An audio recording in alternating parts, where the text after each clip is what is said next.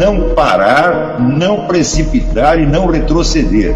Então dizer para esse cara, sabe quando nós vamos parar? Nunca. Nunca na sua porca vida. E aí, pessoal do canal, tranquilo?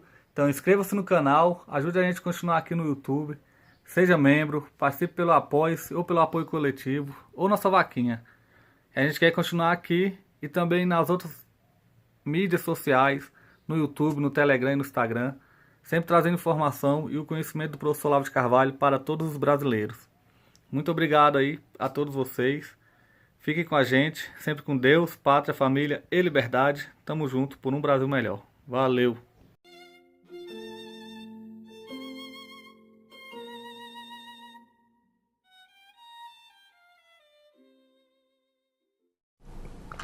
Se você pegar a nossa literatura até os anos 50, 60, você vê que todos os escritores se comunicavam nesse plano.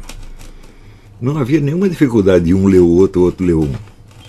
Porque todos tinham formação literária suficiente para isso.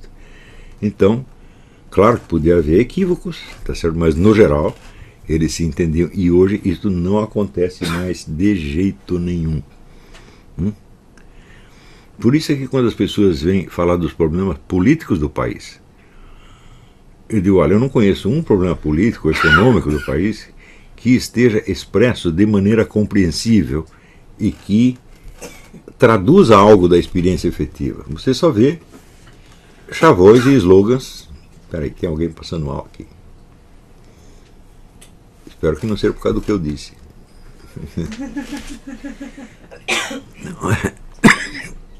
Então você só vê chavões, slogans e cacoetes mentais. Mas no fim você não sabe o que as pessoas estão discutindo.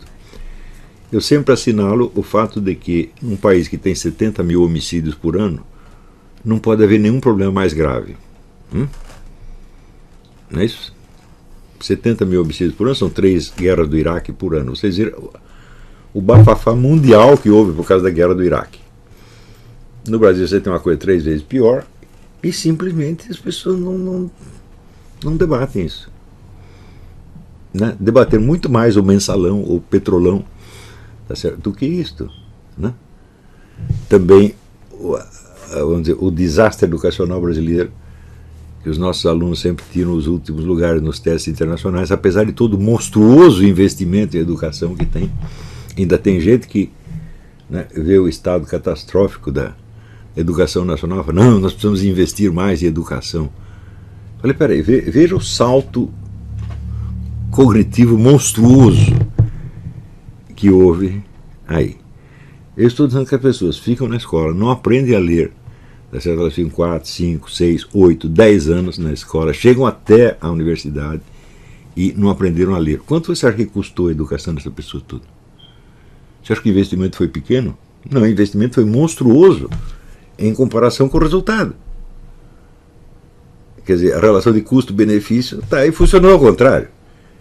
Então, como partir disso para você chegar à conclusão de que precisa mais investimento? Ou seja, o investimento em educação é um outro problema, completamente diferente.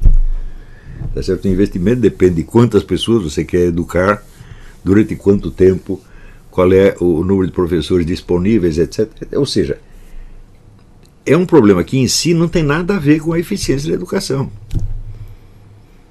Que se você pegar, por exemplo, sei lá, um professor mal pago e que esteja disposto a ensinar os seus alunos até o fim, ele vai obter um resultado muito bom. Não é isso? Eu vejo no caso da minha mãe. Minha mãe tinha só a escola primária. Ela escrevia com correção gramatical, desenhava maravilhosamente bem e talvez se lembrava com muita gratidão da sua professora da escola primária, que tinha lhe ensinado tudo isso aí. E ela tinha aprendido.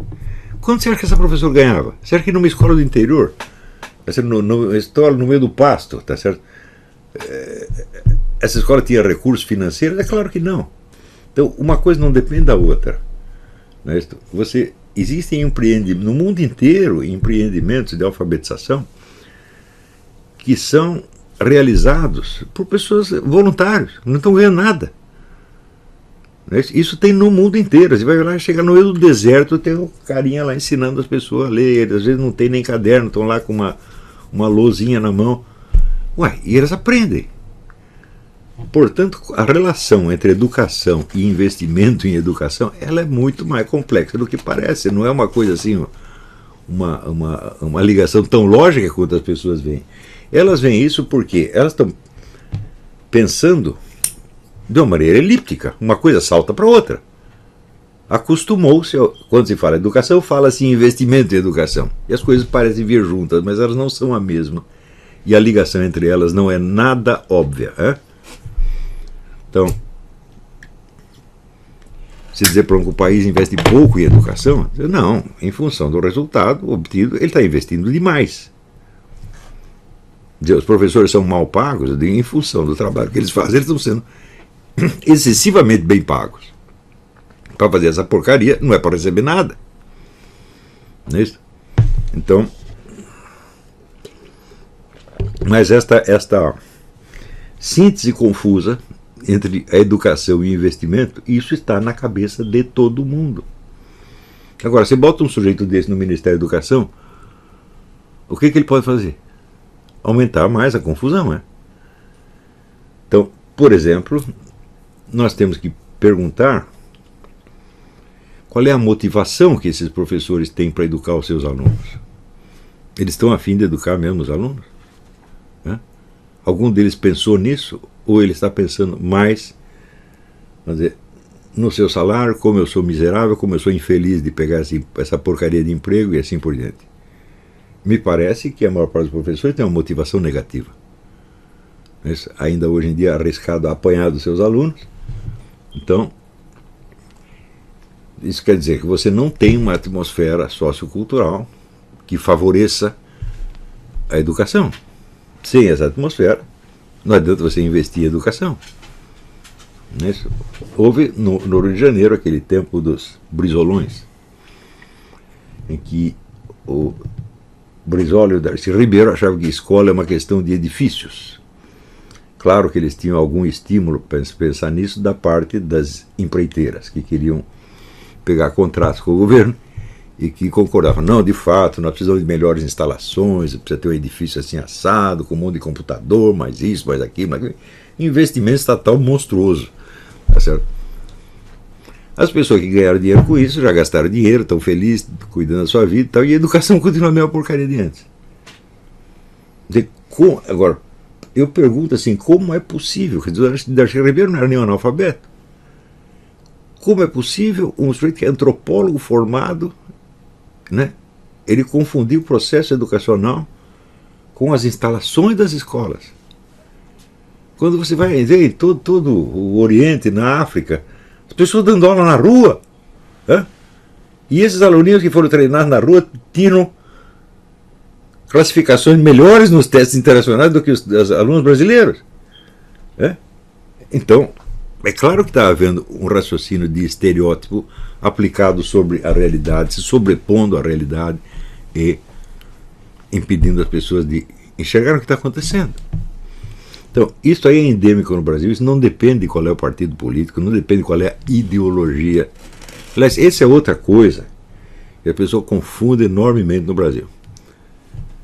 E o sujeito, para ter uma ideologia, é preciso que ele seja capaz de acompanhar um discurso coerentemente até o fim. O sujeito que adere a um slogan ou outro aqui, ele não tem ideologia nenhuma, meu Deus do céu. A ideologia é um sistema de ideias. A ideologia tem que ser logicamente coerente interna. Ela pode ser, ela não bate com a realidade, mas internamente ela tem que ter uma coerência. Então, se você perguntar quantas das pessoas que se dizem de esquerda têm uma ideologia de esquerda, fala praticamente nenhuma. Eles têm 2 ou 3 slogans de esquerda que batem com as sínteses confusas que estão se agitando na sua própria alma e que puxam delas um sentimento de concordância e de solidariedade grupal. Isto é o máximo que tem. Se você perguntar os deputados e senadores que se dizem de esquerda ou de direita, eles têm uma ideologia. Fala, não tem ideologia nenhuma, meu Deus do céu. O sujeito no Brasil, para chegar a ter uma ideologia, ele já é quase um gênio. E também, veja, quando a gente fala da debacle educacional nacional, é claro que a tendência de muitos é culpar a esquerda. Eu digo, mas isso não começou com a esquerda, isso começou no tempo dos militares, meu Deus do céu. Portanto, o que causou tudo isso não foi um fator político e ideológico, foi algum outro negócio que eu não sei bem o que é, mas que está profundamente arraigado na nossa cultura nacional e que tem que ser curado de qualquer maneira. Claro que o aproveitamento ideológico das escolas foi, como dizer, o golpe de misericórdia. Quer dizer que as escolas já estão num nível baixíssimo, produzindo só analfabetos, e o sujeito vai colorir esse analfabetismo com 2 ou 3 slogans, tipo direitos humanos, ou igualdade, ou diversidade, ou contra a discriminação, etc., etc., e dando a esse discurso um ar já de cultura superior, de modo que o indivíduo aprende esse discurso, ele, opa, agora eu estou entre os bons, agora eu deixei de ser aquele coitadinho, átomo solto na sociedade, agora eu já me integrei, eu sou um transformador da sociedade. Não? Então é claro que aí chegou, então, o senhor já está moribundo, você vai lá dar um tiro na cabeça dele. Então, esta situação ela já vem se arrastando há muitos anos, e eu não creio que haja nenhuma solução política para ela. Mesmo porque os agentes políticos são formados nesta mesma atmosfera. Não é isso? E uma atmosfera feita, vamos dizer, para as pessoas jamais conseguirem raciocinar sobre a realidade. Eu me lembro, num dos fóruns da Liberdade que eu participei, tem uma professora da Fundação Getúlio Vargas, não lembro o nome dela, é uma pessoa muito capaz. Ela tinha feito uma pesquisa de objetivos de vida entre os universitários. É isso. E ela viu que apenas 3% dos universitários queriam fazer uma carreira empresarial. Os outros todos queriam um emprego. E nessas mesmas universidades aparecia lá um professor que tinha lido no Pierre Bourdieu que a universidade é o aparato de reprodução da ideologia burguesa. E o sujeito repetia isso na frente de alunos que queriam ser empregados. Não é que eles eram empregados, eles queriam ser empregados. Então estava abaixo do empregado. Eram pessoas que não tinham nada na vida e que queriam um empreguinho, ou seja, uma segurança. Então é como se você dissesse, bom, aqui no máximo essa escola está formando proletários e funcionários de classe média baixa. É isso que está se fazendo. Cadê a ideologia burguesa aí? Não tem nenhuma. O único burguês que tem ali é o professor que está ensinando isso. Então, agora você imagina o número de pessoas que nas nossas universidades ouvem pedaços do discurso do Pierre Bourdieu e o repetem. Absolutamente incapaz de raciocinar sobre a sua própria posição na sociedade. Então, é um estado de alienação já psicótico. Eu sempre lembro a história do Meira Pena, que dava aula de ciência política na Universidade de Brasília, onde ele perguntou aos alunos a que classe social eles pertenciam. Ninguém sabia. E tinha aluno ali que dizia que era comunista, que era marxista, que era de esquerda. Eu disse, mas que raio de marxista é esse que nem sabe a sua própria classe social? Como é que você pode raciocinar sobre a luta de classe se você não sabe qual é a sua classe? Então, isso quer dizer que a comunicação brasileira, sobretudo na mídia, mas também nos debates universitários, nos debates do parlamento, se tornou uma verborréia sem sentido. Enquanto isso, os problemas reais continuam aumentando. A violência assassina continua aumentando, o desastre educacional continua aumentando, a situação econômica continua catastrófica, e ninguém sabe o que fazer. No fim, quem sabe o que fazer? O chinês sabe o que fazer. Então ele chega, compra tudo, e ele passa a ser o dono do pedaço. É isso que está acontecendo. Quer dizer, o Brasil é um país indefeso. Não adianta você berrar contra, sei lá, o imperialismo, a ocupação estrangeira, a infiltração comunista. Não adianta você berrar contra nada, meu filho. Porque se o país está intelectualmente indefeso, ele será roubado eternamente. E você não terá a menor ideia do que fazer. Você pode, os seus brios patrióticos podem se ofender. A gente toda hora ouve aí militares falando da ocupação da Amazônia, a cobiça internacional, etc, etc. Tá bom, o que você vai fazer com a Amazônia? Você vai fazer o quê? Um projeto de desenvolvimento social da Amazônia? Você não tem nenhum, mas o chinês tem. Ou o americano tem, o alemão tem, qualquer um tem. Então, a situação de dependência do Brasil em face de potências internacionais, ela deriva sobretudo de um fator de ordem intelectual. Quer dizer, o mais burro acaba tendo que obedecer o mais inteligente. É só você estudar um pouco de história e você vê quais são os povos vitoriosos, os povos que têm maior QI, isso é evidente. Quais são as pessoas que se saem melhor na vida, que têm mais QI, não tem conversa. Não é possível associar isso, vamos dizer,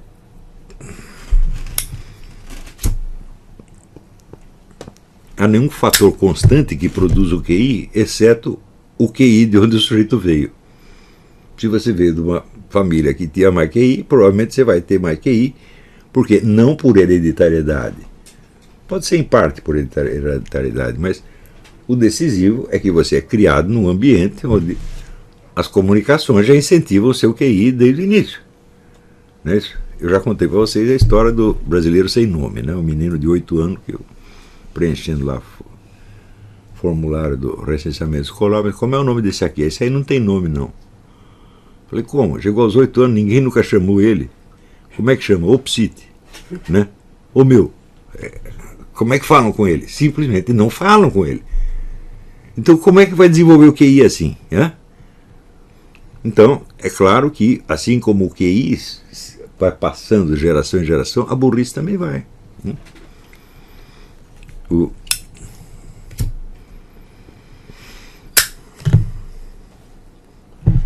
Então, a gente nunca será demais insistir e falar o problema do Brasil não é um problema político, gente. Né? O problema político ele é muito derivado. Nós temos uma crise cognitiva que vem aí de muitas décadas. Se você comparar, por exemplo, eu sempre sugiro, leia o escrito do Machado de Assis, que chama O Velho Senado. O Machado de Assis era repórter no Senado no começo da vida, e ele, na velhice, ele recorda o ambiente do Senado. Aquilo era a política do Brasil na segunda metade do século XIX. Compara com o que é hoje. Você pega aqueles senadores daquela época e compara com os discursos da Dilma Rousseff, do Lula, etc, etc. Você vê que alguma coisa aconteceu, meu Deus do céu.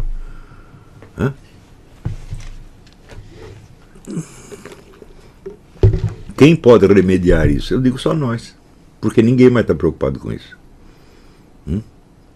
As pessoas, veja, nós aqui, os alunos desse curso, não são mais vítimas deste processo. Vocês estão recebendo informações de uma ordem completamente diferente, que não poderiam ter recebido em mais parte alguma, mas já estão recebendo. Tá certo? Não no volume que eu desejaria. Eu desejaria que nós tivéssemos um curso presencial com aulas diárias, né? E com, vamos dizer, um bom suporte bibliográfico, etc. Não dá para ter isso, nós só podemos ter esse curso de conferência por enquanto, mas que as informações chegam, elas chegam. Então, vocês já estão, vamos dizer, 1 metro acima, né, do lamaçal, e já podem enxergá-lo de algum modo, tá certo? E se podem enxergá-lo, bom, então só vocês podem agir sobre ele. Então isso quer dizer que a produção escrita dos alunos desse curso é a única esperança de levantar este país. Não tem outra. O resto é tudo besteira. Você pode vir com vamos aqui fazer o projeto de Ciências Sem Fronteiras, nós mandamos o cara para estudar na Inglaterra. Eu digo, tá bom, ele estuda na Inglaterra, já fica por lá mesmo, se não for idiota, né? Quer dizer, você está financiando a fuga de cérebros. Quer dizer, os poucos caras inteligentes que tem, você manda eles para fora. Mas que... E aí, pessoal, estamos mandando aí caneca para todo o Brasil. Muito obrigado ao pessoal que ajuda o nosso canal aí adquirindo as canecas. Também é uma forma da gente interagir. Muito obrigado. Também valeu aí pelas dicas, pelos comentários aí positivos ao nosso canal. Muito obrigado mesmo. Isso aqui é uma forma da gente manter o canal no ar. Tranquilo? Tamo junto aí, galera. Forte abraço, muito obrigado a todos. Quem quiser é só encomendar, essa daqui já vai para São Paulo, Rio de Janeiro. Todo o Brasil a gente manda. Valeu, tamo junto.